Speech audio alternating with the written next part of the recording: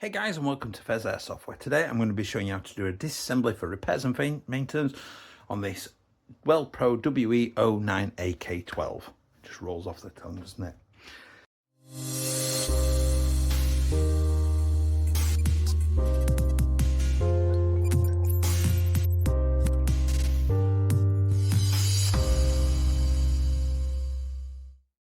Hey guys, and welcome back. If you do enjoy this content today, please do consider liking, commenting, subscribing, because those interactions help it get seen by the YouTube algorithms. That helps the channel grow.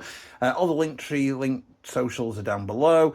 Join button will also take you to channel memberships. If you want to see me swearing a lot, go sign up. It's only 99 pence a month.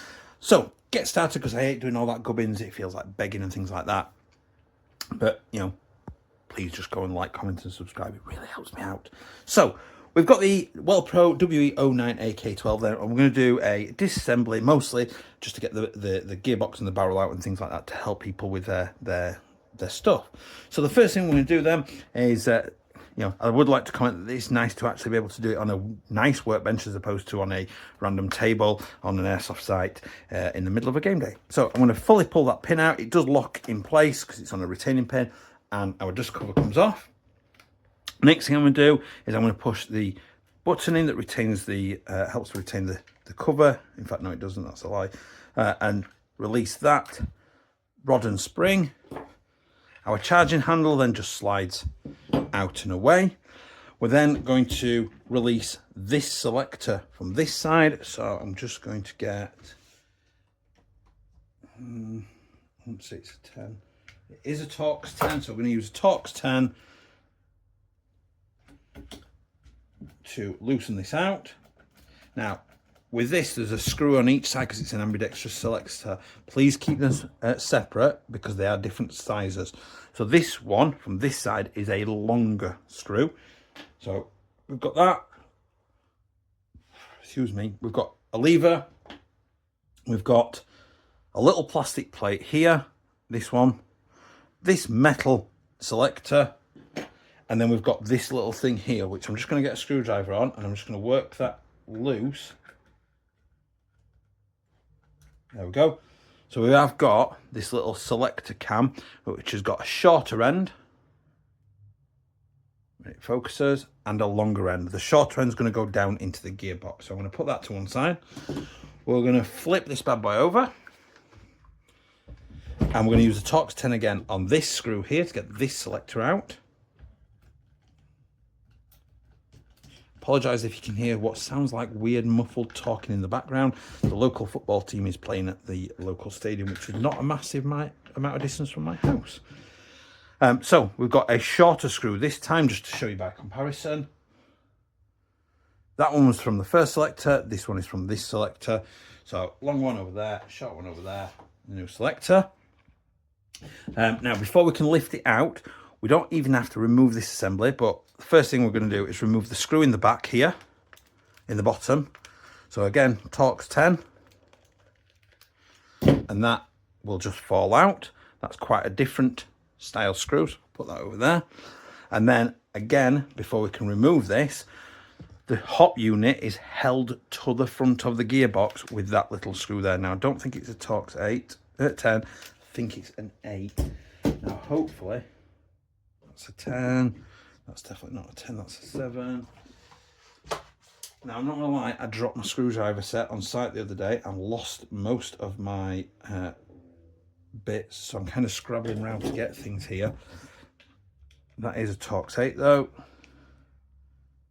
There we go. So I'm going to undo that little screw there, which is like a rounded head. Now I should be able to, and I can, pull the hop forward, which means at this point now I can begin to lift the gearbox. Now, word of caution, do not rush this point. Probably should have told you this. I'm going to keep it vertical or flip it over this side, because this little piece here, I'm going to put my finger on it to keep it in there, because there are 2 little ball bearings on it, and I don't wish to lose said ball bearings because they help to give you that nice click when it goes into its position. So I'm just going to get hold of that. I literally, there's just wiggling it about until I can find that point where it just frees itself. I'm going to lay that down that side. We've got this cam here. There is one ball bearing on it. I'm going to put that over there. There is the other ball bearing. Put that out of the way.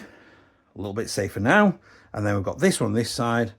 I'm just going to pick that up and put that out of the way. So we've now got the gearbox out. I'll put that to one side a minute. To get the hop out, there are 2 more screws. Let me just get, I'll do a Phillips head, a slightly bigger Phillips head. One. Now, as you are working with polymer, you know, screws into polymer, try not to over tighten these because you are going to literally damage and break this if you do. Now, that comes forward. There is a plate there, isn't there? Can't move that plate. That is interesting. That front end is going to have to come off, and I'm guessing there's that screw is the first point there. So to get this out, let's have a look. Oh, that's smaller than a 7. We've got a 6. Must be the 8. That's obviously too big. Real life failures, folks, on camera. There we go.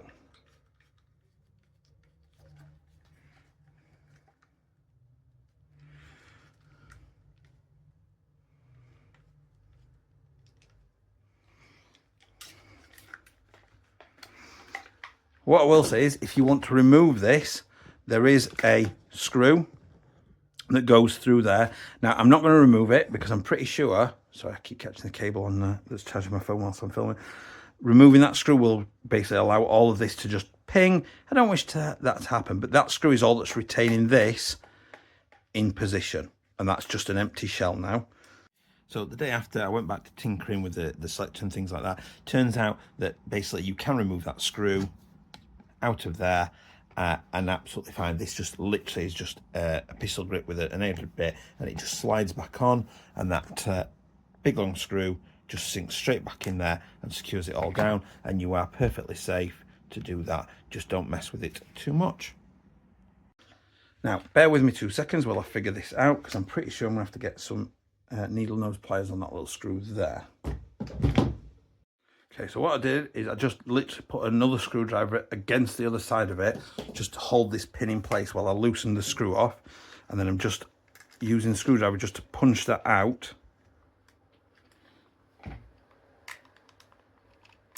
There we go, that's come out now. Now hoping that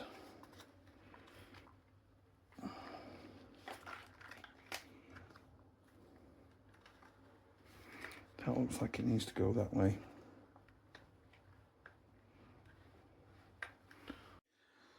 So I've been off camera a little while and had a bit of a convoluted way around. So I removed that pin in there.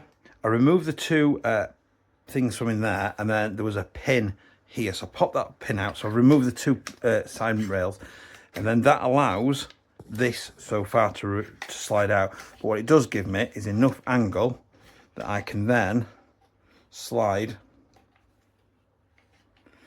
the barrel out without needing to try and figure out all that whole messy front assembly. So there is our rather substantial barrel, and if I apply, now bearing in mind this is with the new tensioner on, you know, only needed about 1/3 maybe. I mean, it's spotlessly clean. I haven't cleaned it or anything, but it's spotlessly clean down there. It looks pretty uniform down there. I can't see many major issues. I don't know how well that might be picking that up down there. But the new tensioner that I put in certainly fixed problems that was needed. I've just noticed as well, there's a little screw there, which means that I probably could have gone in through the mag well to remove that screw to take this tube off. Seems a little bit overly engineered, and that would have allowed me to release the rest of it without doing all of this. So just to show you this process then, so I'm just going to slide that back in, looking down there just to find the outer barrel, and then that drops into there. The outer barrel then can slide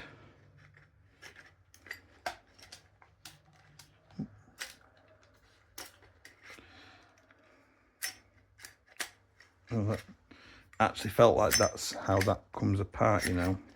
That comes apart, that's coming out. You know what? It's too late to be fighting with this. So just lining that outer barrel up to come back into the body there. Link those parts back up in there. There we go. And what I'm looking for is that basically I can see there that the pinhole there is sort of matched back up, that it's sort of relatively flush. Now this pin had this, it's got like a gap at it. That gap was at this end. So I'm just going to nudge that back in. Like that.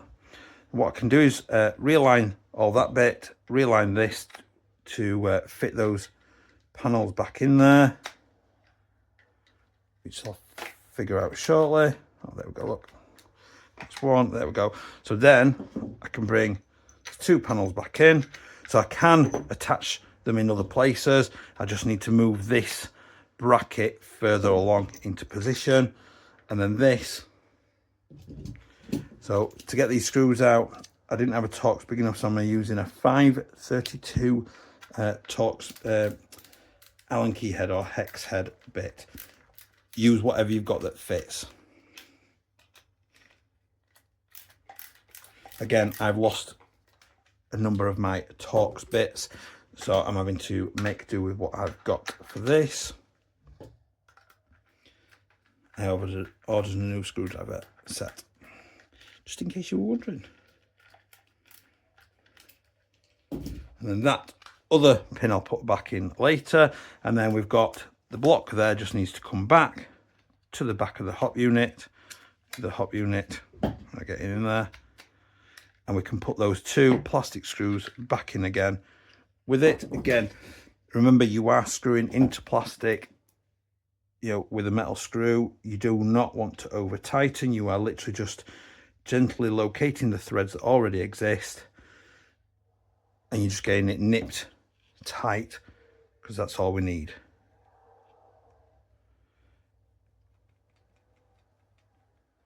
There we go, that's nipped tight. So that's that stress component done. Let's put that out of the way. So here we've got the gearbox, and what I will admit is I'm going to open it up, show you the inside. I'm going to cut. There's going to be a change of gears, a change of MOSFET, and then we'll reassemble it. Now, this is a selector. This has got a connection through that clicks into this hole here, which I'm trying to not show you, but we'll see how we get away. So the first thing I'm going to do is I'm just going to drop this off here. So this just pulled off, just needed my fingers. That's always something on a traditional AK I forget to put back on. This top cut sort of bracket here that holds the wiring in, I'm just going to remove that as well. Next, I'm going to remove these screws. Now, notice that these 2 motor screws are a different style and slightly different length to the other 3 screws. So, obviously, please keep that in mind. I think that's the wrong Torx bit, but yes, I need an 8. That's the 10. That's the 7. That must be the 6. That's the 8. So it is a Torx 8 that you need for this, or equivalent in hex head.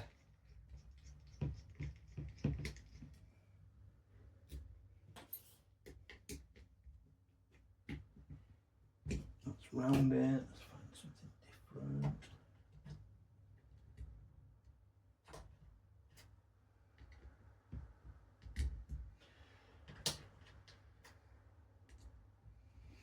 Go, just had to switch because that Torx, I've got a number 2 hex bit now, and that's doing the business on the motor screws. Again, just while I'm taking these screws out, I will show you the pictures of what happened with the stock piston and the stock gear. There you go. Isn't that interesting? and I will pop that out. I've got one last thing to do. We're going to take this back screw off. Now, that was finger tight because I didn't fully tighten it down before, but we'll tighten it down after when we're done. So that's a metal screw. Then we've got our quick release spring system, which is actually quick release whilst it's in the body. And then we can separate this out. So they are black metal bushings. Some attempt has been made to shim, and it does sound nice when it is shooting. We've got our stock MOSFET in there. This piston is a SEMA, I think, full metal rack piston. As you can probably see right there, the teeth have been chewed off this gear as well. So at this point, obviously, other than that gear, all the rest is stock, and the piston, all the rest is stock. We'll check the compression, and then we're going to cut. So just check the compression. This is the stock piston head. So unvented, and that is absolutely excellent. So what I'm doing is I'm blocking the exit there, and I'm trying to force that piston in. It's not going very far at all. So I'll put the air nozzle on. That is an O-ring in that air nozzle as well, which is impressing me even more. So I'm just going to, again, there is air leaking, but the O-ring is making it much, obviously, better or lower amount of leak than you would get normally, which is good. You can hear there is a bit leaking from the air nozzle, but that's really, really good compression. That helps to keep your FPS as high as it can be based on the spring that's in there. I'll just lift the trigger out. There's the trigger. Lift this up. There's bits of teeth everywhere in there. You can see, take that out as well. Our bits of teeth everywhere, look. Our MOSFET there. So bear with me 2 minutes. I'm just going to cut, and when I come back, there's going to be a different board in there and a new gear set in, and we can carry on. Okay, I'm back, and you can probably see there's a whole plethora of stuff all over the place. So we are ready to rebuild. So I've got the new gear set in. I've got the new MOSFET in, and when we get the shell back together, I'll show you the changes I've had to make just to accommodate it and fit the per run. So first thing I did, the original tappet plate didn't coincide nicely with this new sector gear. Absolutely fine. It was just, obviously, I got a spare one laying about. So if you are going to change the gear set, just obviously check compatibility of that. Okay, so a slight update. I'm just showing you a couple of photos on the screen, that the tappet plate I put in is ever so slightly longer. This notch on the back is slightly longer than the stock one. Now, you wouldn't think that would cause an issue, apart from this ambi selector plate.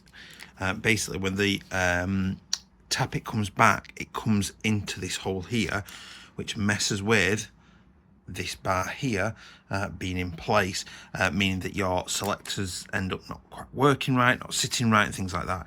So I've basically gone back in.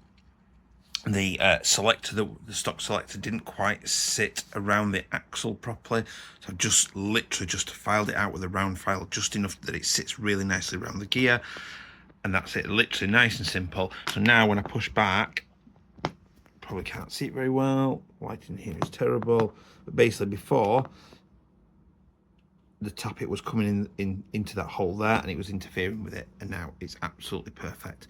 So make sure you either need to trim down your tappet plate just by like maybe 3, 4, 5 mil at the most. It's probably about 3 mil, or keep using the stock one.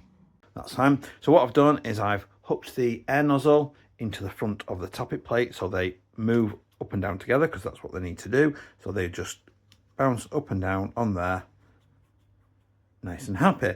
I've hooked the little spring back on, and there's a little post right here, and that's what we're going to hook it on. So we're just going to hook that spring on there, that little post there, and I'm going to pull that up and over and round. Now this is all going to get a little bit tricky and a little bit stressy, but we're going to get there. I'm going to take the gear out. I'm going to drop the anti-reversal latch in. So we've got a shorter end and a longer end. The shorter end, we're going to hook the little spring onto the shaft like that. We're going to hook it on. So we've got this little springy part here. that's going to push it into the way of this gear spinning. So I'm just going to drop that in like that. I'm going to put this gear in a second. The next thing I'm going to do is I'm going to bring in this spring, which has got this new magnetic holder in, which is part of the pair-run system.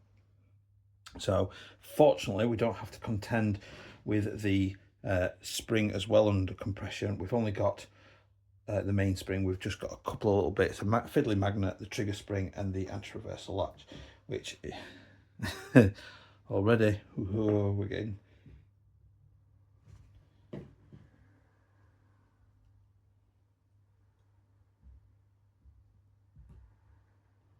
that's in place. That's trying to stick to that gear. What I'm trying to do is the underside of these two, I'm trying to just get the posts into where they should be. There we go, that's kind of resting in position. Reseat that.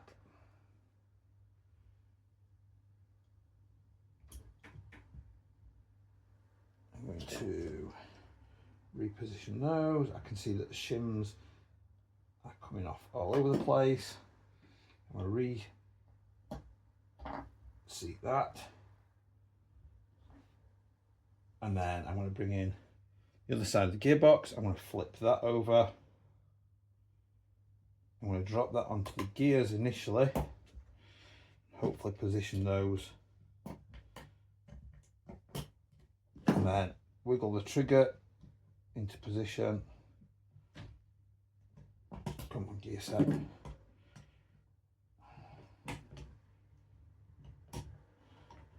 Now, anti-reversal latch has jumped out. Of course it has.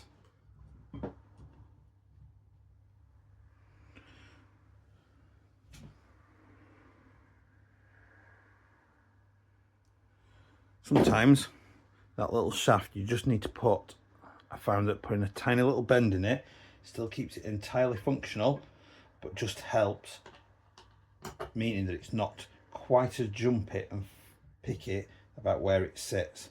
So we're just going to do that. I've just realised I've not dropped the piston in, so I'm just going to rotate the gear set. I'm just going to lift the cylinder up. So these runners, there's some on the other side, they need to sit on this rail here, and they should nicely just run in and out like that.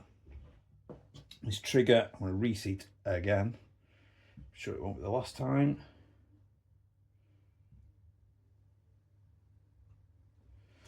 One in. What I've done there is just lent the magnet away from the trigger so I can get the post into the holes in the bottom. I think, yeah, seated. Right, let's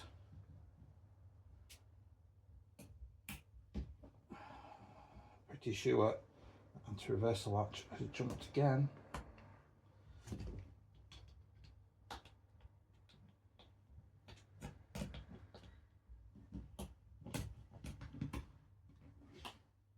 No, we're good, we're good.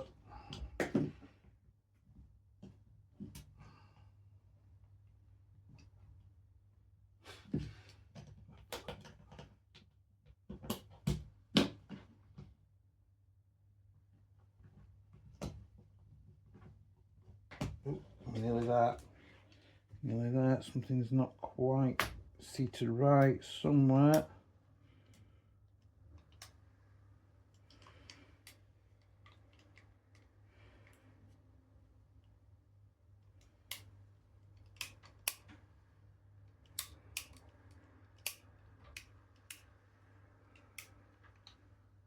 That's seated. That appears to be seated. Why aren't you? You're not seated. It's the anti-reversal latch. I'll be back momentarily. There is no trick to this. It's just raging dude. Okay, so a little bit of a stressor, but I got it together. I'm just going to quickly sink these 3 screws in. I'm sure there's going to be something in any moment that I'm going to look and go, God damn it, put that back in. So in fitting the pair on, there was a black structure that had a screw in here and it went inside. That had to be removed. That's not needed. won't fit basically with the pair on inside. Just tighten that down. The other thing I had to do was move it. You can see there I've sheared off basically what would have been, if it was an old school mechanical gearbox, what would hold the cut-off lever spring. There was like a notch there to remove that to allow the full movement, and the little plate here, I just had to shave a mil or two that way using a file just to bring it enough into position so it could A, freely move, and B, it could be hit by those two sensors.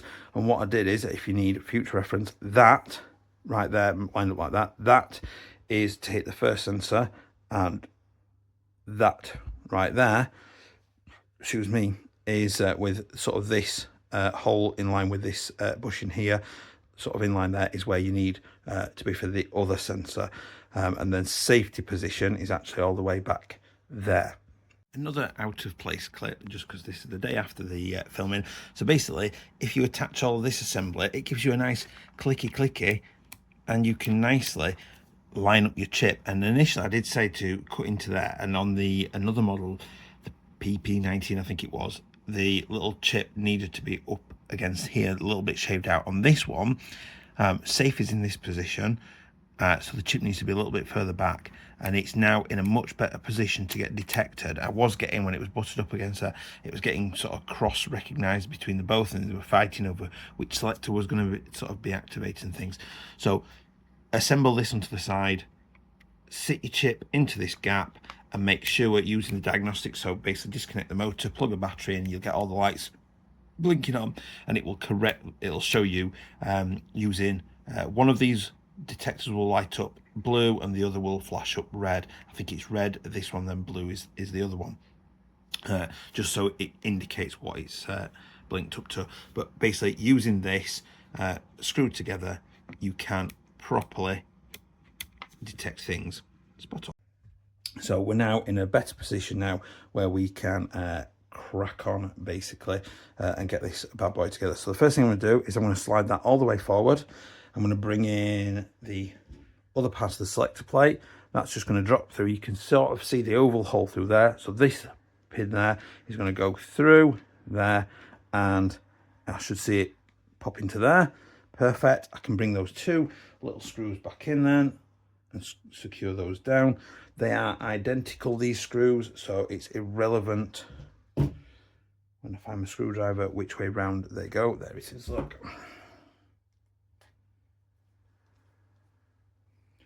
That's one. Where did I just put the other one? It's that late and I'm tired. I'm singing.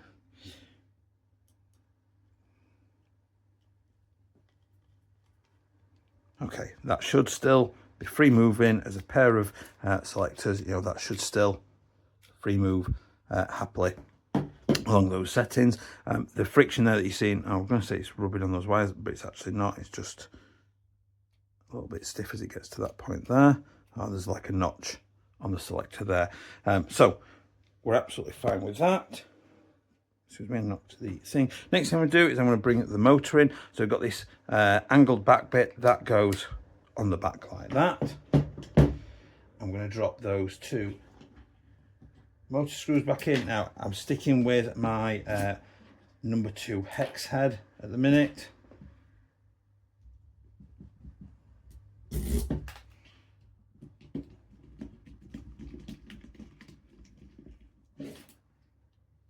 One. Looking around, I can't see anything that I forgot yet. I'm going to do it now while I'm here. I'm just going to hook that back in and click that back into position. That's all nice and secure. Next thing I'm going to do is I'm going to loop the wiring around the front there. We're going to bring on this plate here, and what I'm going to do is I'm just going to loop the wires under there, and as I bring the back, I'm just making sure that those clips are not digging into the wires and causing me any damage to my wiring, because that would be pretty bad. Next thing I'm going to do is I'm going to run the red and black wires. So the red terminal is at the back, so I'm just going to loop that round.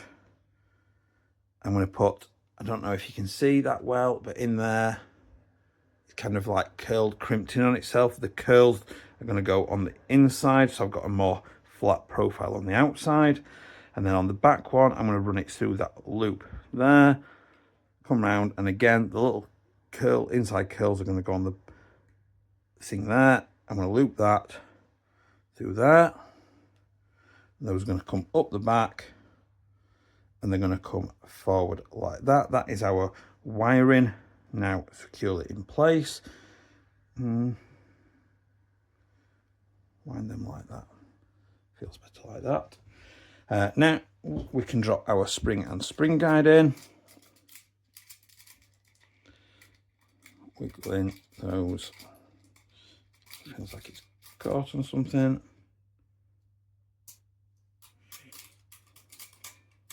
There we go.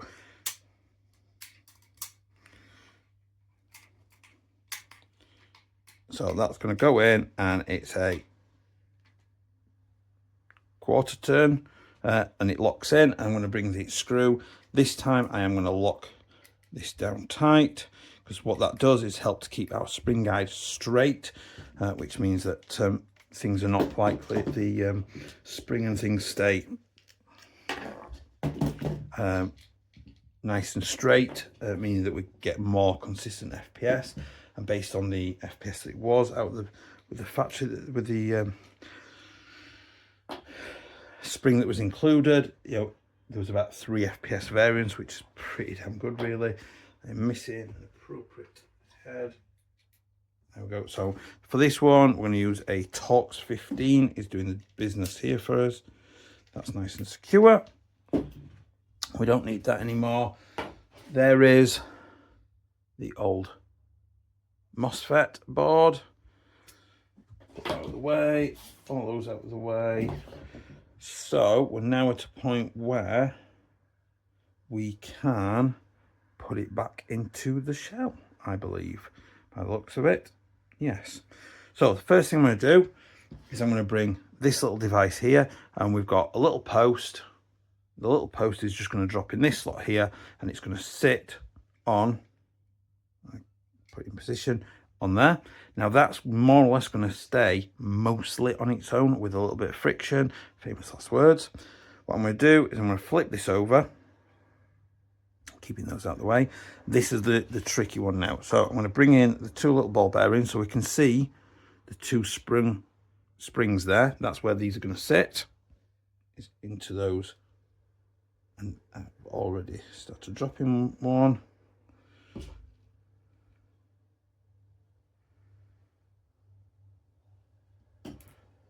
Oh. No. Apologise for any background noise. That is Junior watching TikTok. I'm going to drop. See, I noticed then it had gone again.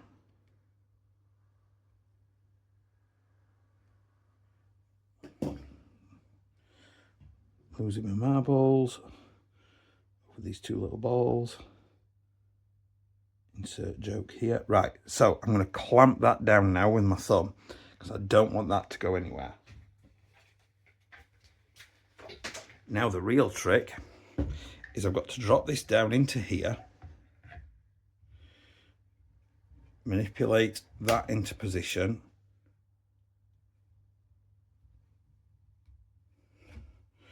making sure that the wires all stay where they should be, keeping that move forward, and then as that takes over, compressing it, I've then got to try and manipulate that forward to drop that all the way in there, making sure that my wires are not crimped, that they should be loose and free, making sure that they're not, yeah, they're moving in there, which is good. That goes up nicely, which it does, and now it sits it down. We've got the gearbox dropped in position. We are now ready to put our 2 selectors on, and hopefully they haven't jumped positions. So we're going to start with this side. We're going to bring in our little doohickey here. So we've got a shorter end and a longer end. The shorter end is going to go down into the gearbox. Then we're going to bring back in this plate and this little circle. So I'm going to drop this plate on. So this little run here is going to go on this post. I'm going to drop that over. And then this circle here, I'm going to drop over the top. And you'll kind of see it kind of sits in I suppose, a natural position, seating position. And then I'm just going to rotate this until it looks like it's in the right position. And it is. I'm going to drop that down into there. That Torx 15 is not going to do anything for us. So I'm going to switch back to Torx 10. I'm going to tighten that longer screw down. I want it tight, but I'm not going to brute force it because I don't want to damage anything. Wiggle that off. I'm going to flip to the other side.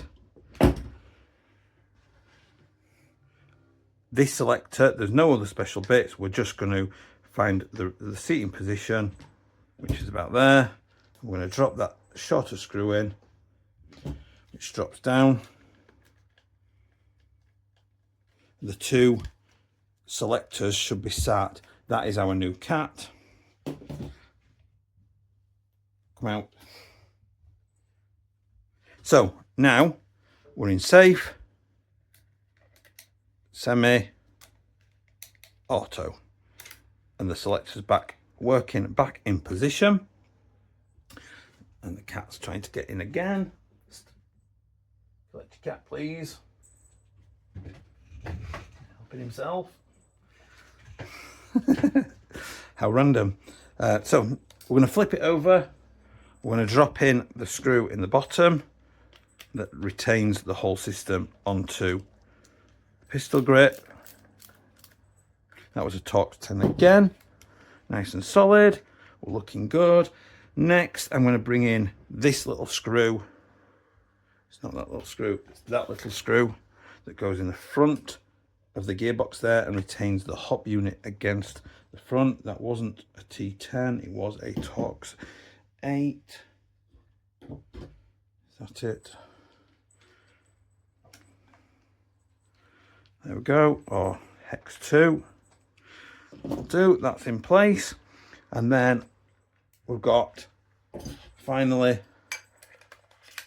our charging handle assembly with our spring rod. Now on the inside of this we've got 2 holes, so we're just gonna, this is quite difficult balancing it all up in the air. Apologies if my camera's not auto focusing enough on everything. Drop that back in place.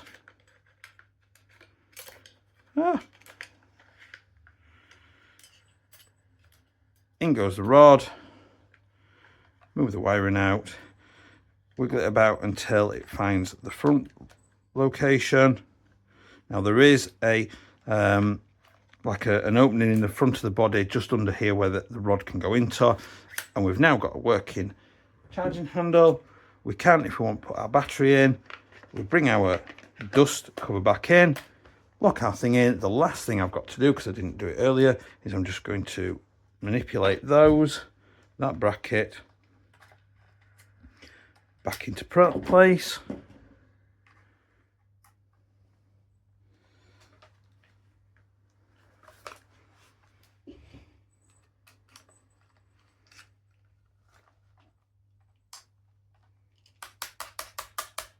There we go, that's dropped in. This little screw had a bracket, a washer on it. So I'm just going to bring that little assembly in. One.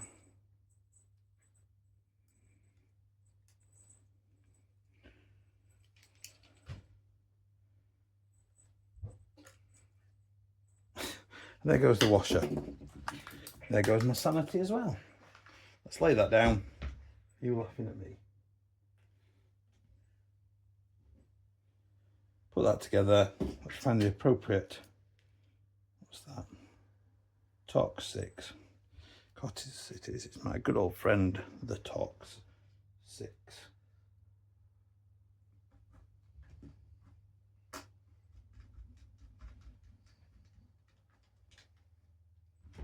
And that's it. We have disassembled and reassembled to aid with maintenance and repairs this WE09 Pro WE09 AK12.